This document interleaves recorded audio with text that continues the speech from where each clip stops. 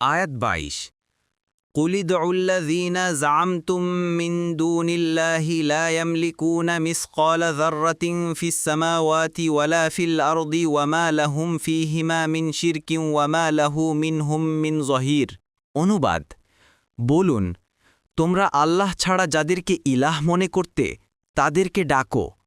তারা আসমানসমূহে অনুপরিমাণ কিছুরও মালিক নয়, জমিনেও নয়, আর এ দুটিতে তাদের কোনো অংশও নেই এবং তাদের মধ্য থেকে কেউ তার সহায়কও নয়। তাফসির ১ নং ফুটনোটের বিবরণ। এ আয়াত ও এর পরবর্তী আয়াতে আল্লাহ ব্যতীত অন্য কিছুর ইবাদতের মূলোৎপাটন করা হয়েছে, কারণ আল্লাহ ছাড়া যাদের ইবাদত করা হয় তারা কেউই কোনো কিছুর মালিক নয়। যদি মালিক না হয় তবে কিভাবে কোনো কিছু দাবি করতে পারে? আর তাছাড়া ইবাদতের অন্য কারণও এটা হতে পারত যে তারা মালিক না হলেও অংশীদার, কিন্তু আসমান ও জমিনে কোনো কিছুতেই তাদের কোনো অংশীদারিত্ব নেই, সুতরাং তাদের ইবাদত কেন করা হবে? আর তাছাড়া ইবাদতের আরও একটি কারণ হতে পারত যে তারা মালিক বা অংশীদার নয় হলেও আল্লাহ তাদের সাহায্যের মুখাপেক্ষী নন, তিনি তাদের সাহায্য নিয়ে থাকেন।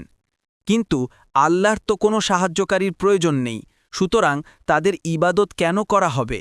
আর যদি বলা হয় যে তারা কোনো কিছুর মালিক নয়, তারা অংশীদারও নয়, তারা সাহায্যকারীও নয়, কিন্তু তারা নেক বান্দা, তাদের সুপারিশ গ্রহণ করা হবে।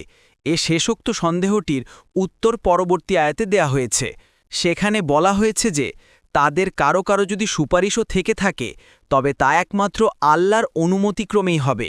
তিনি তাদেরকে সেটার অনুমতি না দিলে তারা সেটার জন্য অগ্রণী হয়ে কিছু করবে না। সুতরাং এ আয়াতের মাধ্যমে শিরকের মূল উৎপাটন করা হয়েছে।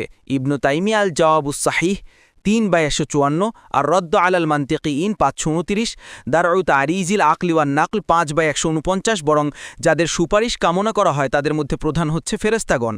আল্লাহর সামনে তাদের অবস্থা কি তা পরবর্তী আয়াতে বর্ণিত হয়েছে।